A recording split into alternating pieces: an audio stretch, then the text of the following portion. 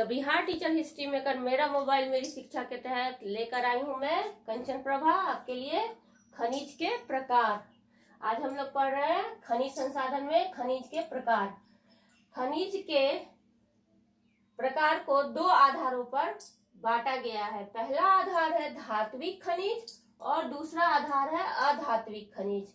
धात्विक खनिज वैसे खनिज जिसके अंदर धातु का उपयोग होता है, धातु होता है, और अधात्विक जिसमें धातु की मात्रा नहीं होती है। तो धात्विक खनिज को भी फिर दो भागों में बांटा गया है, लौह युक्त खनिज और अलौह युक्त खनिज। तो लौह युक्त खनिज वो होते हैं जिसमें लोहे की मात्रा होती है, और अलौह युक्त वो होते हैं जो जिसमें लोहे की मात्रा नहीं होती है।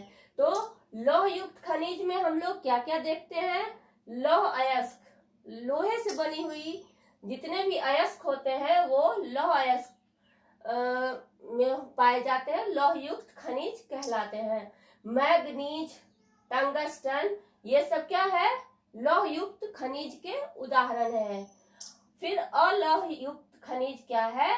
उदाहरण के लिए देखिए आप, सोना, चांदी, तांबा, टीन, इन सब चीजों में लोहे की मात्रा नहीं होती है, इसलिए ये अलौह खनिज कहलाते हैं। तो ये धात्विक खनिज के दो भाग, लौह युक्त और अलौह खनिज। अब हम लोग अधात्विक खनिज के बारे में देखते हैं। इसके भी दो भाग हैं, दो पार्ट किए गए हैं, दो प्रकार हैं। कार्बनिक खनिज पहला और दूसरा है अकार्बनिक खनिज।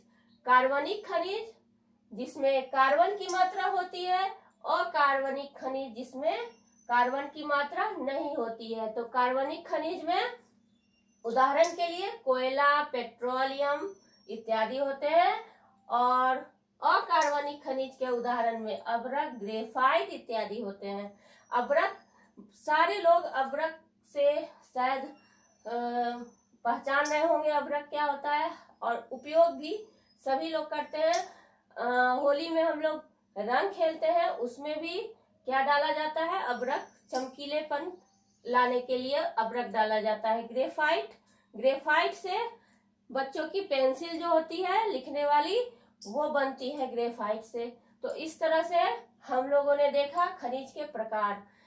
अब यहाँ पे हम लोगों ने देखा लौह अयस्क। लौह अयस्क क्या है?